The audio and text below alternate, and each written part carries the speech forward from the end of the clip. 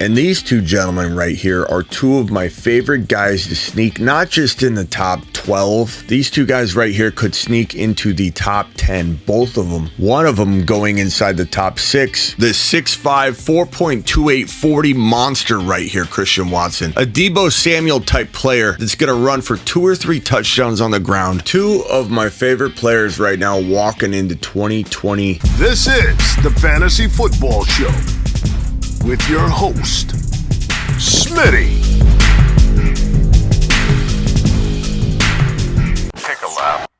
Two of my favorite players right now walking into 2023 fantasy football. From a dynasty and redraft perspective, I talk a lot about changing of the guard, that the younger players are coming in and consuming and taking over the top 10. Changing of the guard has already happened at the quarterback position. The top 7 guys are all young guys. Nobody's sitting in the top 7 that's old. The same thing's happening at the RB position. Breece Hall, Bijan Gibbs creeping up into the top 5 in dynasty. Maybe even redraft. Oh, but Smitty, you can't possibly be talking about Gibbs in the top 7. Let's not go there during this video. You know my thoughts on Gibbs. The changing of the guard at wide receiver very much matches the quarterbacks. Almost the entire top 10 wide receiver group is comprised of young, rising talent, just like the quarterback group. And these two gentlemen right here are two of my favorite guys to sneak, not just in the top 12. These two guys right here could sneak into the top 10, both of them. One of them going inside the top 6. And quite honestly, as much as I've been all over Christian Watson all offseason long, I'm loving Jahan Dotson more and more every single day. Look, Terry McLaurin's inching closer to 30 years old. Kind of hard to believe, to be honest. Seems like just yesterday he landed in that horrible spot in Washington, and we've been counting down the days to get a quarterback. But guess what? Time ticked away, and here we are. Changing of the guard already for Terry McLaurin.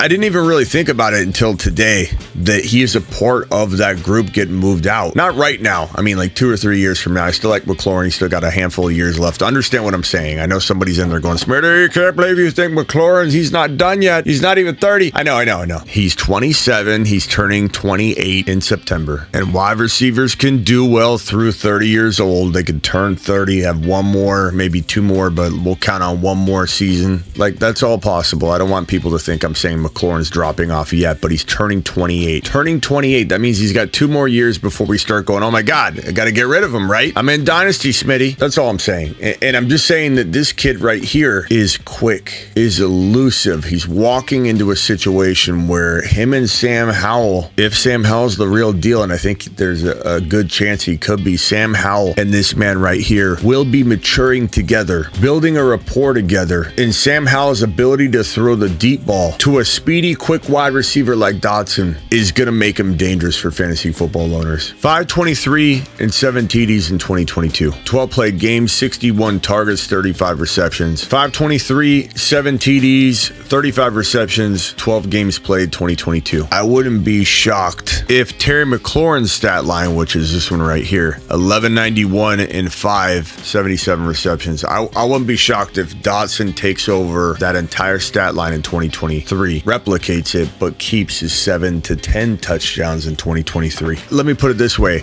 I wouldn't mind having Dotson as my high-end wide receiver too. His ADP right now is between about 79 and 85. That means 7-8 round turn. So nobody's got to take him as a high-end cost of entry wide receiver too. I like him better than Godwin, Brandon Ayuk. He's a fantastic wide receiver 3, don't get me wrong, but he's an amazing wide receiver 2 for builds where you're avoiding going wide receiver 2 for a little while because you're building up other positions. 1,200 yards. We'll call it 8 to 10 touchdowns, 70 plus receptions. The new number 1 wide receiver in Washington, and it breaks my heart to say that because I've been such a McLaurin believer for a while, but this kid's special. I watched a lot of footage on him the other night because I've had a feeling for a while that I need to go back and look at this kid, and I'm telling you, when I watched it, it was a stark reminder. The talent's bursting at the seams, and sometimes you don't have a lot to go on, like I've always said in the past, and I'll continue to say that. Gut instinct is a big part of what I do, and I incorporate a lot of stats. Sometimes people say, Smitty, you're not a stat guy. I know you're not a stat guy, Smitty. I'm a big stat guy. But if you just look at data and you don't trust your gut, if you don't trust your eyeballs, if you don't see a kid like this coming off of 523-yard season, 35 receptions, 12 games. If you don't look at the data part of this and say 7 touchdowns on 523 yards, if you can't get a vibe on this without looking at statistical data, and that data is pretty good for him too, I might add. The data is good for him. I'm just saying, if you can't look at gut instinct type stuff outside of data, or even if the data is not present, and in this case it's both, what are we doing?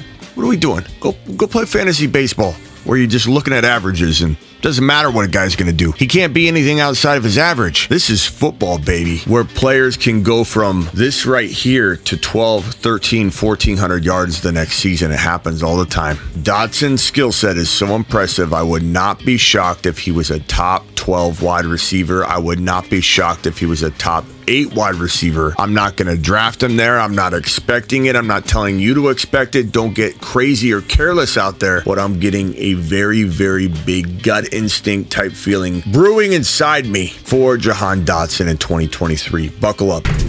And you know the deal on Christian Watson. His combine, the metrics, everything was off the charts. Easy to see coming. Aaron Rodgers force feeding him, maturing him along like no other quarterback can do to a wide receiver. Fast tracked him. Walking into his second year, he's really like a 3 or almost 4-year veteran. That's what Aaron Rodgers does for his wide receivers. And these guys feel very similar. Walking into their second year. Impressive rookie moments for sure. Very effective and efficient per route run. Very effective and efficient per route run. Both have younger quarterbacks that need to prove themselves, and that's the question mark for each of one. And that's why we're getting them at a bargain discount, baked in value. No one's having to pay for either one of these guys at the expectation level that they're gonna ball out. You're buying both of these guys. Christian Watson's starting to climb into the bottom of round 3, but he still can explode from bottom of round 3 value. That's 30 plus territory, 30 to 36. When you have top 6 to 10 wide receiver upside, you can still explode from 30 to 36 overall value. But knowing your grandma leagues, you're still getting him at the top of round 4. You're getting him in round 7, sometimes round 8. But with both of them, monitor where they're going on the ADP rank. Not because that's where you should draft them, but because that's where you can steal them away. Go get both of these guys, not too early, not too late. When they're close to floating around their ADP, you can reach 4 or 5 picks ahead of the ADP to ensure you get them. Get your guy.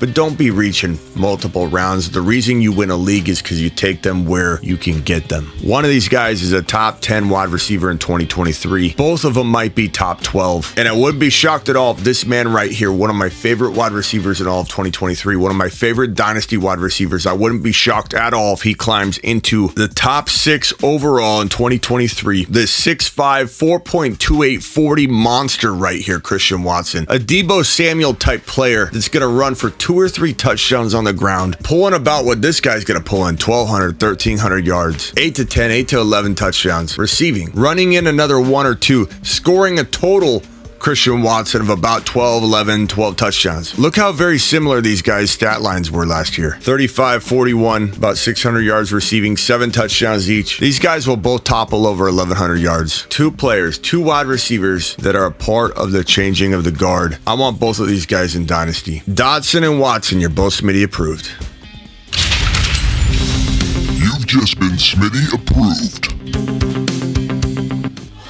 Get on over to thefantasyfootballshow.com for your year-round fantasy football rankings, trade calculators, the video courses, the bold predictions, the articles, the one-on-one text advice, and the forums are back on the website. Get on over there and talk on the forums, start creating discussions. And we're going to be doing live drafts every Thursday, Friday, Saturday. Use code Smitty using the link in the description, Underdog Fantasy. If you use code Smitty, which that link puts code Smitty in there for you, the link in the description. You'll get up to $100 dollar for dollar on your first deposit. And this is how you get into the live drafts on Thursday, Friday, Saturday with us. So grab a hold of that right now. I'm live Monday through Friday, 7 p.m. Eastern, every single Monday through Friday. I'm live whenever news breaks. I'm live Thursday, Friday, Saturday for our live draft marathons every single Thursday, Friday, Saturday from now until kickoff. I'm live Tuesday nights at midnight, Panic Chamber, and daily uploads like this one. I'll see you all later. This is the Fantasy Football Show with your host, Smitty.